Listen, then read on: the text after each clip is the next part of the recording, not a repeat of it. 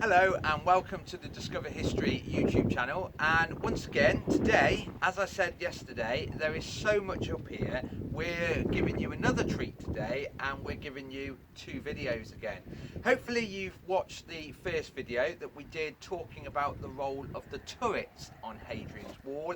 Well, now we've decided to go to a temple so we can look at temples on Hadrian's Wall.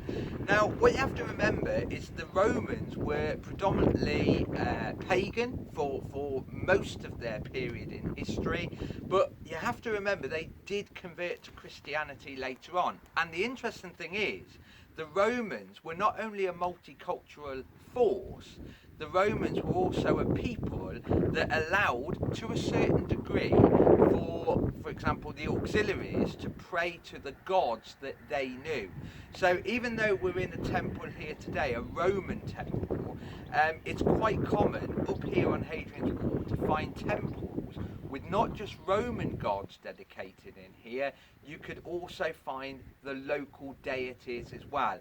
And that is what I find really interesting. But the thing is, it's quite common sense, to be fair, because if you suddenly start forcing people to go down one religious route, just like it is if you start forcing a people to wear a specific uniform, a specific clothing, you can cause resentment, and that would lead to rebellion and war. So the easiest thing is, if you want Pax Romana, peaceful Rome, you allow the auxiliary units from Gaul, even the Britons really, to pray to their local deities as well, just as long as it doesn't involve human sacrifice. We know the Romans were dead against human sacrifice. Excuse the pun, by the way. So we're here down in the temple of Brocolitia, and it is actually a very good temple. It's not too far away, in fact, from our base. Our base, Karor Bed and Breakfast, is actually just over the rise there, up on the ridge, and this just drops down in it. To our left is the Roman fort of Brocolitia, which we mentioned yesterday, and this temple would have had walls going so high, it had a roof on it as well, and it would have been pretty dark in here, and there's a reason for that.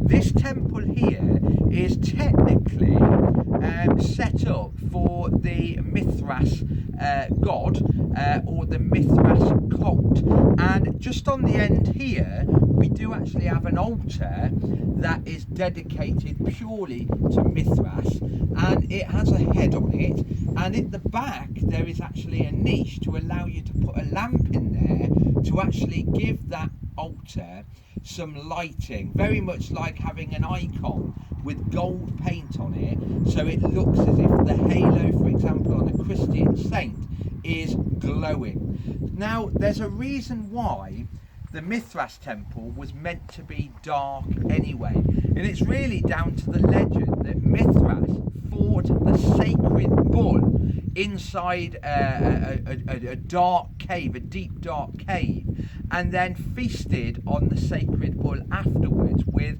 a god known as Sol. Sol is where we do get later on things like solar panel from. Sol is the god of the sun. So if you ever go in a Mithras temple like we have here, it's meant to be dark. It's meant to be dark because it represents that cave where the bull was killed, and then Sol and Mithras sat there and feasted upon it. Now Ian may in a moment just be able to pan round, and what you will see inside this Mithras temple are several columns, because the idea of Mithras temple also is that a person that comes into it has to go through a story, a number of chapters, and that starts right over by the door, and there would have been a screen where you can see the columns, the stone columns. There would have been a screen, which would have meant that when you came in here it was quiet, it was dark, it was a sacred space, and the other set of columns would have been marking the next chapter. You would have then gone through one door into a next area, and then into this main columned area along here. And as you can see, running along the sides also are individual altars, and people would have come here and left an offering as well as prayed to the gods inside this very sacred place. And as I said, when you go to Hadrian's Wall, the wall is only one part of the story. We have the turrets, we have the bridges, we have the mile castles, we have the fortifications, and then you have the add-ons, things like the vicus, the little village that sprang up outside the fort. We have the temples, not all to Roman gods, like I said.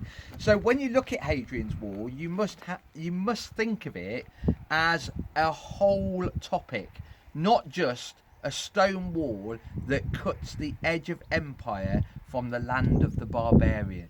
Like I said, support heritage, get out, be socially distant, use the old hand sanitizer, wash your hands with hot soapy water when you find a place where you can do that safely, and make sure you support our heritage. Enjoy, and we'll be back with more videos soon. Stay safe. Bye.